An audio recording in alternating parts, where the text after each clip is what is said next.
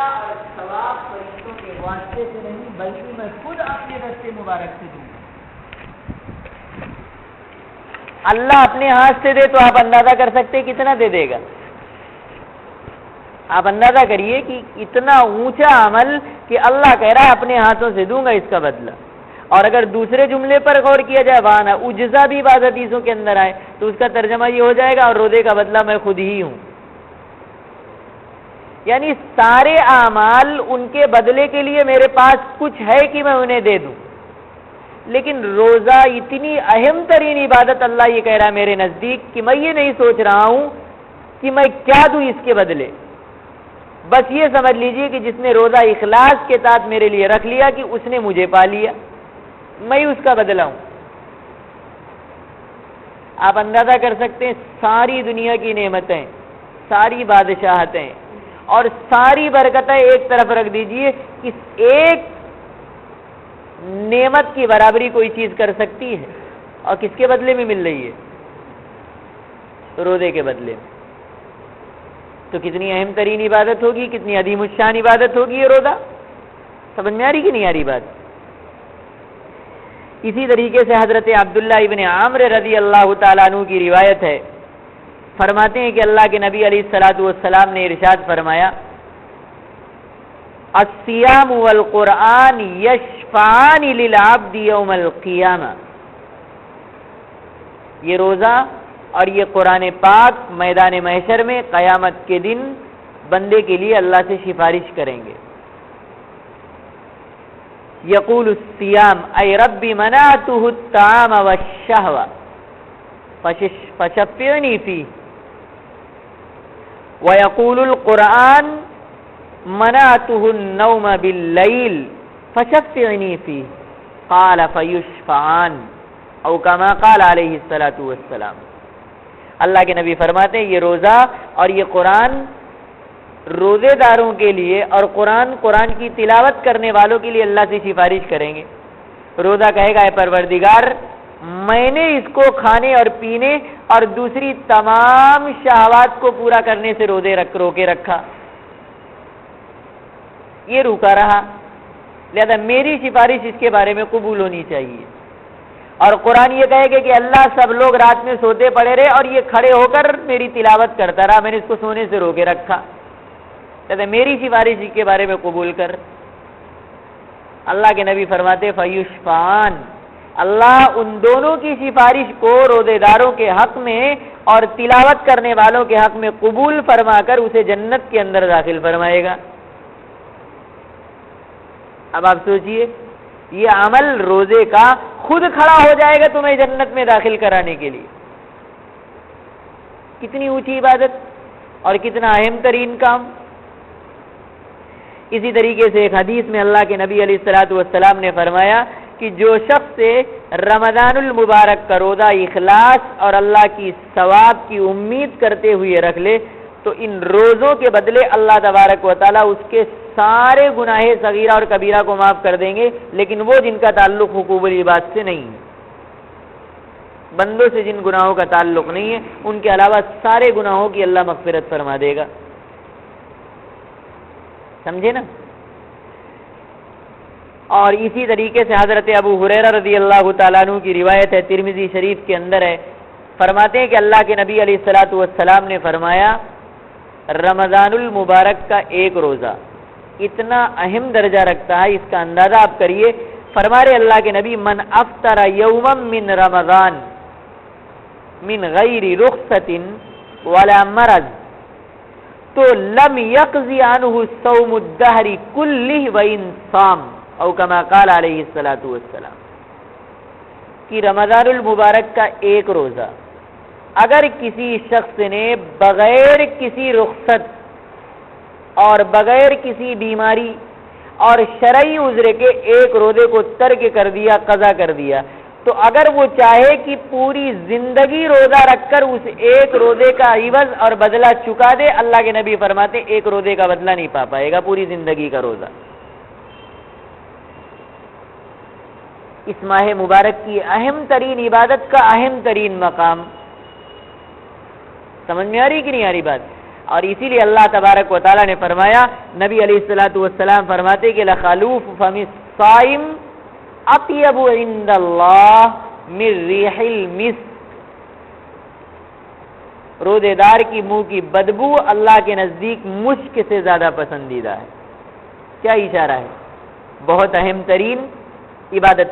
تو ایسے روزے کے فضائل کے سلسلے میں نے کہا نا، اتنی حدیثیں ہیں کہ ان کو نوٹ کرنا مقصد نہیں ہے، اصل مقصد عمل ہے۔ اس درجے کا ہمارا روزہ ہو جائے، صرف نمونے کے طور پر میں یہ چند روایتیں آپ کے سامنے نوٹ کی ہیں۔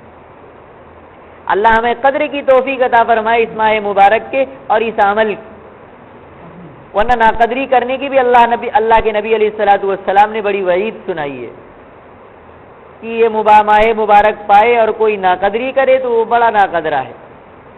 اللہ کے نبی علیہ الصلوۃ والسلام کا فرمان ہے، حدیث کی کتابوں کے اندر یہ روایت بھی موجود ہے، حضرت کعب ابن عجرہ رضی اللہ تعالیٰ عنہ راوی ہیں، فرماتے ہیں کہ ایک مرتبہ اللہ کے نبی علیہ الصلوۃ والسلام نے لوگوں سے ارشاد فرمایا کہ ممبر کے قریب ہو جاؤ۔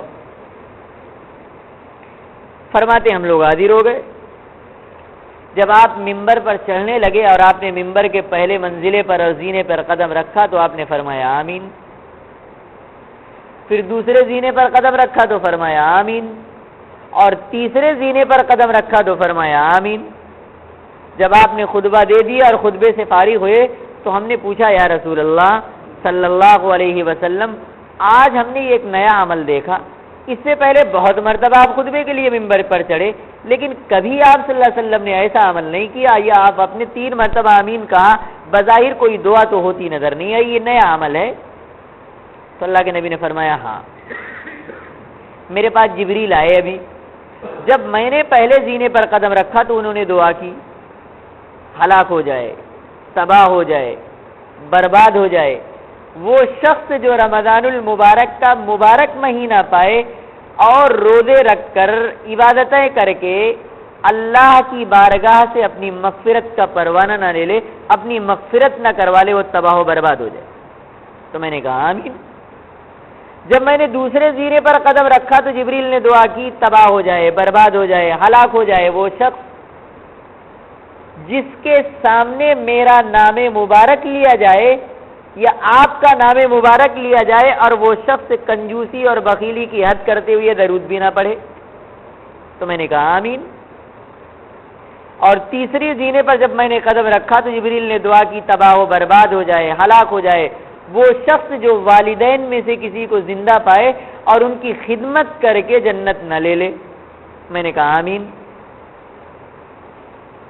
رمضان المبارک کا مہینہ پا کر روزے رکھ کر عبادت کر کے اپنی مغفرت نہ کروا لینے کے لیے تباہی اور ہلاکت کی دعا کی کس نے؟ کون ہے؟ جبریل، سید الملائکہ، فرشتوں کے سردار، اور آمین کہنے والا کون؟ جو تمام انسانوں کا سردار، تمام جناتوں کا سردار، جو حبیب کردگار، سید ابرار، دو عالم کا تاجدار، جس کے صدقے میں اللہ اس زمین اور آسمان کو بنایا ہے، وہ اللہ کا سب سے محبوب اور سب سے اعلیٰ ترین بندہ، سب سے مقدس شخصیت، وہ آمین کہہ رہی ہے، قبول ہوگی نہیں ہوگی دعا اللہ کی بارگاہ میں؟ ہے کوئی شک؟ تو رمضان المبارک کے مہینے کی ناقدری کرنے والا اپنی تباہی کا پروانہ نوٹ کر لے۔ تو اللہ کے نبی علیہ الصلوۃ والسلام نے یہ بھی بتلا دیا کہ ناقدری کرنے والا کس درجے کو پہنچے گا، یہ کچھ کوئی سوچ نہیں سکتا۔ سمجھ میں آ رہی بات؟ اتنی بات سمجھ میں آئی تو اب یہ سمجھ لیجئے کہ ٹھیک ہے، اہم ترین عبادت اس ماہ مبارک کی روزہ، لیکن ہم رکھتے تو ہیں، قدر کرنے کی کوشش تو کرتے ہیں، لیکن ایک اور چیز اس کے ساتھ لگی ہوئی ہے، روزے کو روزے کے آداب کے ساتھ ادا کرنا۔ اب روزے کا ادب کیا ہے؟ یہ بہت اہم ترین چیز ہے اور اس میں ہم سب سے کمیاں ہوتی ہیں، اللہ بچائے۔ روزے کو رکھ لینا کافی نہیں، اس کے آداب اور رعایت کے ساتھ رکھنا۔ ادب کیا ہے؟ سب سے پہلا ادب تو روزے کا یہ ہے کہ خاص طور پر روزے کی حالت میں نگاہوں کی حفاظت ہونی چاہیے۔ نگاہوں کی حفاظت روزے کے علاوہ بھی ضروری ہے، لیکن یہ اہم ترین کام اس کے ساتھ یہ اور زیادہ ذمہ داری آ جاتی نگاہوں کی حفاظت. اللہ کے نبی نے فرمایا النظر سہم مسموم من سہام ابلیس. یہ جو ہے نگاہ جو ہے نا یہ ابلیس کے زہر بجھے تیروں میں سے ایک تیر ہے, ڈائریکٹ دل پر جا کر اثر کرتا ہے. آنکھوں کی حفاظت جب تک نہیں ہوگی دل کے اندر ایمان اور تقوی کا نور کبھی نہیں پیدا ہوگا. اور جس نے آنکھوں کی حفاظت کر لی, بدنگاہی سے اپنے آپ کو بچا لیا, تو ایسا نور اللہ کی طرف سے دل کے اندر عطا ہوگا جس کی مٹھاس اور لذت وہ شخص خود اپنے دل کے اندر محسوس کرے گا. تو آنکھوں کی حفاظت اہم ترین کام روزے کے علاوہ بھی, لیکن روزے کے اندر یہ ذمہ داری دوہری ہو جاتی ہے. لوگ کیا کرتے, روزہ رکھ لیتے, بدنگاہی کرتے, اور بہت سارے لوگ کیا کر رہے, روزہ رکھ رہے ہیں ٹائم پاس کے لیے, پروگرام دیکھ رہے ہیں ٹی ویوں پر, فلمیں دیکھ رہے ہیں. کیا فائدہ ہوا روزے کا؟ اور اسی طریقے پر دوسرے نمبر پر درج آتا ہے زبان کی حفاظت. ہر لمحہ ضروری, لیکن روزے کے اندر یہ ذمہ داری اور بڑی ہمارے اوپر عائد ہوتی ہے. اللہ کے نبی علیہ الصلوۃ والسلام کا فرمان ہے, ترمذی شریف کی روایت ہے, فرماتے اللہ کے نبی علیہ الصلوۃ والسلام هل يكب الناس في النار على وجوههم الا حصائد السنتهم. لوگوں کو جہنم میں زیادہ تر ان کے زبان ہی کی کرتوت لے جائے گی. اللہ کے نبی نے فرمایا من صمت نجا. بیہودہ اور دوسری لغویات سے اپنے آپ کو جس نے خاموشی اختیار کر لی, بچا لیا, وہ نجات پا گیا. احفظ لسانک, نبی نے فرمایا اپنے زبان کی حفاظت کر. اسی طریقے سے حضرت سہل ابن سعد رضی اللہ تعالیٰ عنہ کی روایت ہے, بخاری شریف کے اندر ہے, فرماتے اللہ کے نبی علیہ الصلوۃ والسلام نے فرمایا من یضمن لی ما بین لحییہ وما بین رجلیہ اضمن له الجنہ. جو شخص مجھ سے یہ وعدہ کر لے کہ جو دونوں جبڑوں کے بیچ میں جو چیز ہے اس کی حفاظت کروں گا, اور دونوں پیروں کے بیچ میں جو ہے یعنی شرمگاہ, ان دونوں کی حفاظت کا جو شخص مجھ سے ضمانت لے لے, میں جنت کا وعدہ کرتا ہوں, اس سے جنت کی ضمانت لیتا ہوں, اسے جنت میں داخل کرواؤں گا میں. زبان کی حفاظت بہت بڑی چیز. حضرت عقبہ ابن عامر رضی اللہ تعالیٰ عنہ کی روایت ہے, فرماتے ہیں کہ میں نے رسول اللہ صلی اللہ علیہ وسلم سے پوچھا کہ یا رسول اللہ صلی اللہ علیہ وسلم یہ بتائیے کہ نجات کا کیا طریقہ ہے, کیسے نجات پاؤں گا میں؟ اللہ کے نبی نے فرمایا 3 کام کر لو, جنت پا جاؤ گے, نجات پا جاؤ گے. پھر آپ نے فرمایا نمبر 1 زبان کی حفاظت, اور نمبر 2 زیادہ وقت گھر کے اندر گزارنا, فارغ ہو تو مارکیٹ میں گھومنے نہیں جانا, گھر میں گزارو. اور تیسرا اپنے کرتوت پر رو اللہ کے سامنے. یہ 3 کام کر لینا, نجات کا راستہ تمہارے لیے کھلا ہوا. اسی لیے خاص طور پر اللہ کے نبی علیہ الصلوۃ والسلام نے اس کی تاکید فرمائی روزے کی حالت میں. حضرت ابو ہریرہ راوی ہیں, بخاری کی روایت ہے, فرماتے اللہ کے نبی علیہ الصلوۃ والسلام نے فرمایا من لم یدع قول الزور والعمل به فليس لله حاجة في ان يدع طعامه وشرابه او كما قال علیہ الصلوۃ والسلام. کہ جو شخص روزہ رکھ کر جھوٹ بولنا نہ چھوڑے, جھوٹی باتوں پر عمل کرنا نہ چھوڑے, تو اللہ کو ایسے بھوکے اور پیاسے رہنے کی کوئی حاجت نہیں ہے. کھاتا پیتا رہے وہ اچھا ہے, ایسی روزوں کی کوئی ضرورت نہیں. مطلب یہ ہے جو روزہ رکھ کر جھوٹ اپنی زبان کو کنٹرول میں نہ رکھے. سمجھ میں آ رہی کہ نہیں آ رہی بات؟ تو اہم ترین ذمہ داری آج ہو جائے گی زبان کی حفاظت. آج مارکیٹ کے اندر چلے جائیے, پوری مارکیٹ مسلمانوں کی روزہ رکھے ہوئے صاحب, اور بے پناہ جھوٹ بول کر مال بیچ رہے ہیں. کھانا 50 روپے میں لایا ہے, 45 روپے میں, 50 روپے میں دے رہا ہوں, صرف 5 روپیہ نفع, حالانکہ لایا 20 روپے میں. فروٹ والا فروٹ بیچ رہا ہے, بالکل 1 روپیہ رکھ کر دے رہا ہوں, حالانکہ وہ کھال کھینچ رہا ہے, آدھے میں لایا 1 روپیہ کا وعدہ کر رہا ہے, دعویٰ کر رہا ہے. سارے روزہ دار مارکیٹ کے اندر جھوٹ, کوئی کنٹرول ہے ہی نہیں زبان کے اوپر. کیا حاصل ہو رہا ہے؟ اللہ کے نبی نے خاص فرمایا من لم یدع قول الزور, جھوٹ سے جس نے اپنے آپ کو بچایا نہیں, تو ایسے بھوکا رہنے سے اللہ کو کوئی لینا دینا نہیں ہے. ایسے روزوں کی کوئی حقیقت نہیں اللہ کے نزدیک. سمجھ میں آ رہی کہ نہیں؟ اور اسی کے اندر زبان کی حفاظت میں غیبت, بھی آ گیا. سمجھ میں آ رہی کہ نہیں آ رہی بات؟ غیبت بھی آ گئی. روزے رکھ کر غیبت کرے آدمی، جھوٹ بولے، اور زبان کے جو بھی گناہ ہیں سب اس کے اندر شامل ہے. اس لیے اہم ترین ذمہ داری ہے روزہ رکھ کر زبان کی حفاظت. اور پھر تیسرے نمبر پر آتا ہے کان کی حفاظت. ایسے تو ہر آدمی کی حفاظت، لیکن وہ ذرائع ہیں جن سے زیادہ گناہ ہوتے ہیں. روزہ رکھ لیا، جیسے غیبت کرنا حرام ہے، غیبت کا سننا بھی حرام ہے. جھوٹ بولنا حرام ہے تو جھوٹ کا سننا بھی بیٹھ کر حرام ہے. لوگ کیا کرتے ہیں، روزے رکھ لیتے ہیں، ٹائم پاس کے لیے گانے سنتے ہیں بیٹھ کر، کامنٹریاں سنتے ہیں، وقت ضائع ہو، وقت نکل جائے، کیا فائدہ ہوا؟ تو کانوں کی حفاظت کی. اور ایک بہت اہم ترین جس سے اپنے آپ کو بچانا ہے روزے کی حالت میں، وہ حرام مال، حرام کا کھانا. اس کی پوری تفصیل آپ کے سامنے آ چکی ہے اور بہت بار آپ نے سنا ہوگا. ہر حالت میں بچنا، لیکن روزے کی حالت میں اگر آپ کی سحری حرام مال سے ہو، افطار آپ کر رہے ہیں حرام مال سے، رشوت کے مال سے، سود کے مال سے، جھوٹ کے ذریعے کمائے ہوئے مال سے، صبح حرام کھایا، شام میں حرام کھایا، بیچ میں روزہ، کیا حاصل نکلا؟ اور بہت سارے لوگ ایسے ہیں جن کی آمدنی مکس ہے. اللہ کے واسطے ایسے لوگوں کو کم از کم رمضان میں تو اتنا اہتمام کر ہی لینا چاہیے کہ اس حرام والے کو الگ کر دے.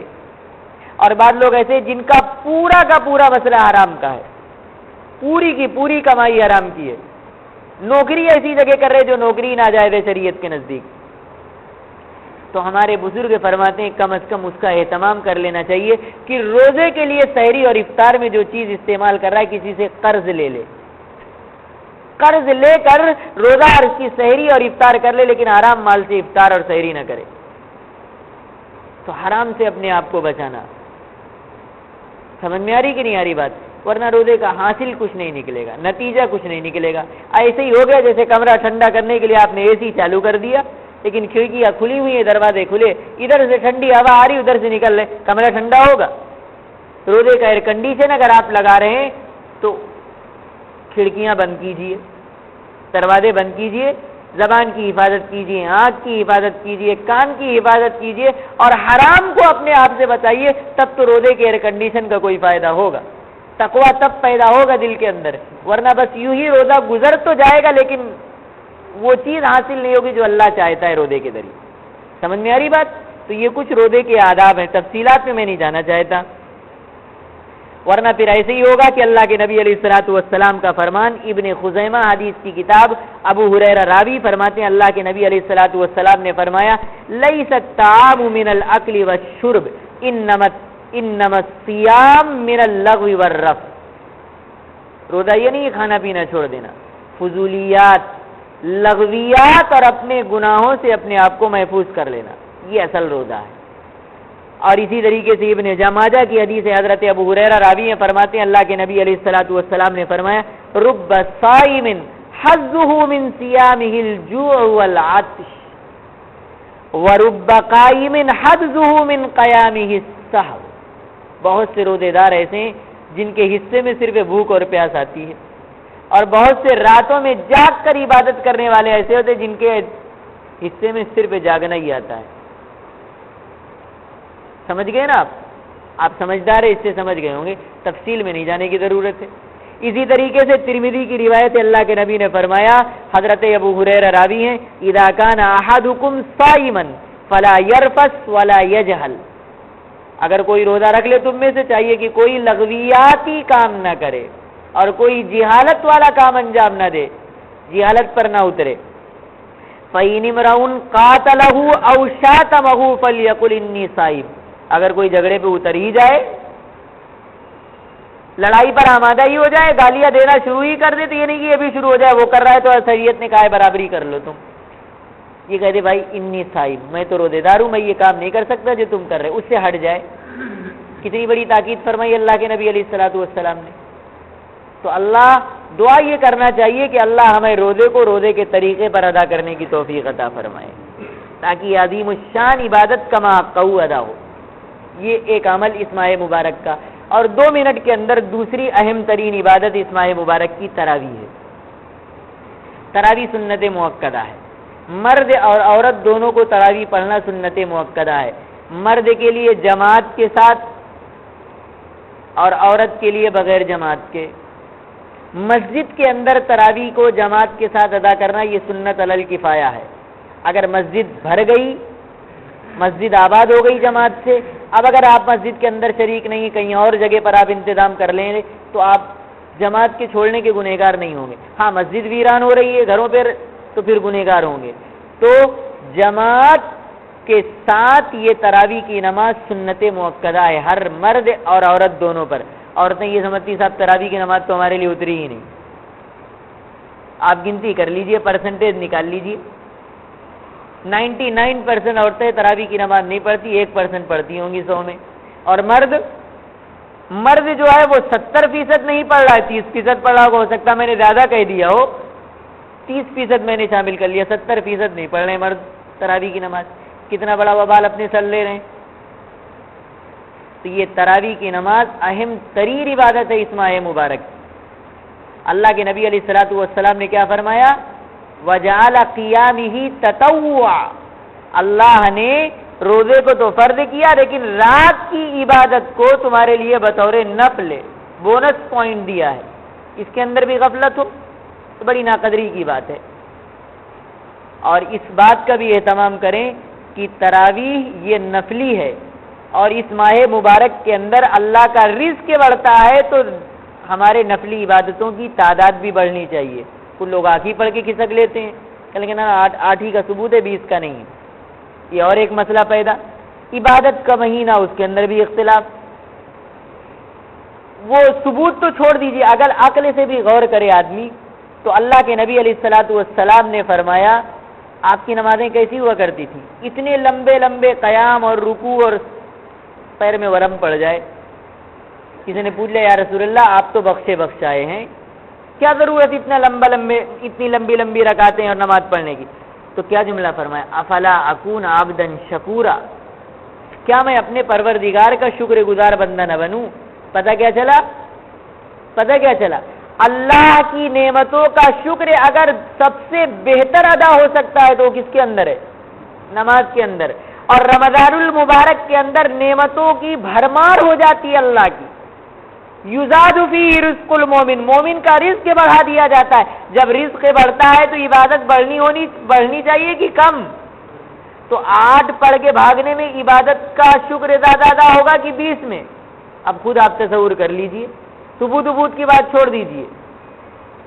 اب رہا ثبوت کا مسئلہ، اللہ کے نبی علیہ الصلوۃ والسلام نے اپنی زندگی کے اندر جماعت کے ساتھ تراویح کو 3 دن پڑھا ہے مسجد کے اندر۔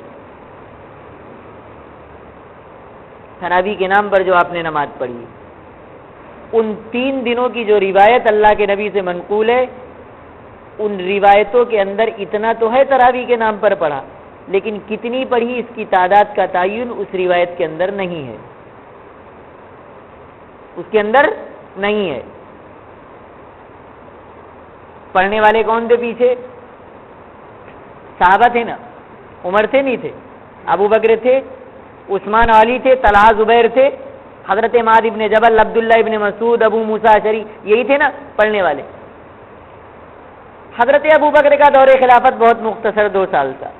دوسرے کچھ ایسے مسئلے پیدا ہو گئے کہ حضرت ابو بکر نے باقاعدہ اس کا مسجد کا اہتمام نہیں کر سکے، جماعت کا، لوگوں کو کھڑا کر کے۔ حضرت عمر کا زمانہ آیا، انہوں نے ایک امام بنایا تراویح کا اور اس کو حکم دیا 20 پڑھاؤ۔ پہاڑ جیسے علم والے صحابہ موجود، کا 20 پڑھاؤ، پڑھانے والے نے 20 پڑھایا۔ اتنے بڑے بڑے صحابہ کی جمعیت وہاں پر موجود، کسی نے نکیر نہیں کیا عمر یہ کیا بدعت کا کام کر رہے ہو تم، نبی نے یہ نہیں کیا، یہ کیا کیے دے رہے ہو تم؟ کوئی ایک صحابی نے اگر اختلاف کیا ہو 20 رکعت پر، پورے ذخیرے حدیث کے اندر تلاش کر کے ایک صحیح روایت مجھے بتا دے، میں کل سے 8 پڑھنا شروع کر دوں گا۔ پورے ذخیرے حدیث کے اندر قیامت کی صبح تک فرقت دی جاتی کہ حضرت عمر کے اس عمل پر کسی نے 20 والے عمل پر اختلاف کیا ہو صحابی میں سے۔ اور حضرت عمر نے جو 20 کی تعداد متعین کی، کہاں سے دیکھ کر کیا ہوگا؟ نبی کی منشا سے ہٹ کر، نبی کے عمل سے ہٹ کر۔ عمر ہی تو تھے پیچھے پڑھنے والے، وہ تعداد تو نہیں آئی کہ اللہ کے نبی نے کتنی پڑھائی، لیکن عمر نے دیکھا تھا کتنی پڑھائی تھی، اس لیے تو 20 کا حکم دیا۔ اور اگر چلو 20 نہیں پڑھائی تھی اللہ کے نبی نے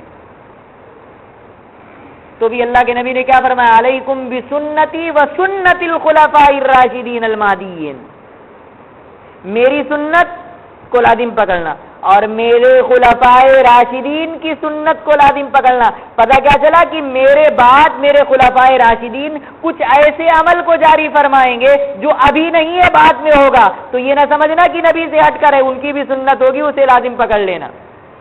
جیسے میری سنت ویسے میرے خلفاء راشدین کی سنت۔ اقتدوا بالذین من بعدی ابی بکر و عمر، میرے اس دنیا سے چلے جانے کے بعد ابو بکر و عمر کی اقتدا کرنا، یہی عمر کی اقتدا۔ یہ بدعتی عمر ہی کہہ کے بھاگ جانا، یہ تو عمر کی نیا ایجاد کردہ چیز ہے۔ سمجھ میں آ رہی کہ ثبوت کے اندر جائیں گے تو کوئی ثبوت آپ کو صحیح روایت سے جس کے اندر صراحتاً ہو کہ تراویح کے نام پر 8 پڑھا گیا، صحیح روایت کوئی آپ کو نہیں ملے گی، اور اس کے بمقابل 20 پر بے انتہا ثبوت ہے۔ حرمین شریفین، اللہ کے نبی حضرت عمر کے زمانے سے اب تک جتنے ائمہ حرم پاک کے اندر کھڑے ہوئے یا مسجد نبی کے اندر، سب نے 20 پڑھائی اور پڑھی۔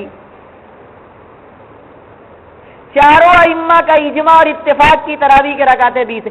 اگر 8 کی روایت امام شافعی کو ملتی، امام ابو حنیفہ پر الزام ہے یہ حدیث کے مطابق عمل نہیں کرتے۔ الزام لگانے والوں کی عقل پر حیرت ہوتی ہے کہ وہ ان کے نزدیک اپنی عقل سب سے بڑی حدیث نہیں۔ اچھا امام شافعی تو تھے حدیث والے کہ ہاں، امام احمد بن حنبل تو تھے حدیث والے، ان کے نزدیک بھی 20 ہے۔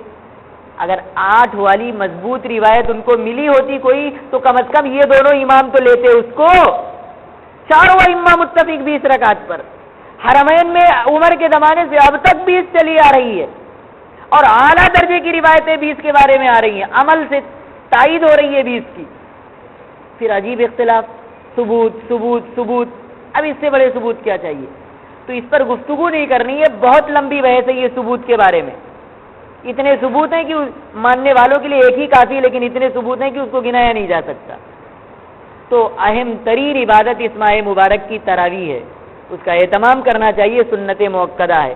سمجھ میں آ رہی کہ نہیں آ رہی بات؟ اب مرد اور عورت دونوں کے لیے، عورتوں کو سمجھائیے گھر کے اپنے، آپ نہیں سمجھائیں گے تو کون جائے گا سمجھانے کے لیے؟ جب ان کو ترغیب دلائیں گے، عورتیں عمل میں مردوں سے زیادہ ہیں سمجھا دیا جائے تو، لیکن تھوڑی ترغیب تو ہونی چاہیے۔ جب ہم ترغیب نہیں دیں گے تو ان کے اندر عمل کا جذبہ ہی نہیں پیدا ہوگا۔ ترغیب دے کے دیکھیے سب پڑھنا شروع کر دیں گے۔ سمجھ میں آئی بات؟ یہ اہم ترین دوسری عبادت اس ماہ مبارک کی، بس یہی پر اکتفا کیجیے اور دعا کیجیے اللہ تبارک و تعالی ہمیں قرآن پاک کی صحیح سبق نصیب فرمائے، اس پر عمل کی توفیق عطا فرمائے، اور اس ماہ مبارک کو کما حقہ اس کے تمام آداب اور رعایت کے ساتھ ادا کرنے کی توفیق عطا فرمائے۔ اللہم صلی علی سیدنا وشفیعنا وحبیبنا ومولانا محمد وعلى آل سیدنا ومولانا محمد وبارک وسلم۔ ربنا آتنا فی الدنیا حسنہ وفی الآخرۃ حسنۃ وقنا عذاب النار۔ اللهم احفظنا من كل بلاء الدنيا وعذاب الآخرة۔ اهدنا الصراط المستقيم صراط الذين أنعمت عليهم غير المغضوب عليهم ولا الضالين۔ وصلى الله تعالى على خير خلقه محمد وعلى آله وأصحابه أجمعين برحمتك يا أرحم الراحمين۔ اب رمضان المبارک کے بعد یہ تفسیری سلسلہ شروع ہوگا، اور آپ لوگوں سے خصوصی درخواست یہ ہے کہ آپ لوگ اپنی نیک دعاؤں کے اندر رمضان المبارک کے مجھے بھی یاد رکھیں۔ السلام علیکم۔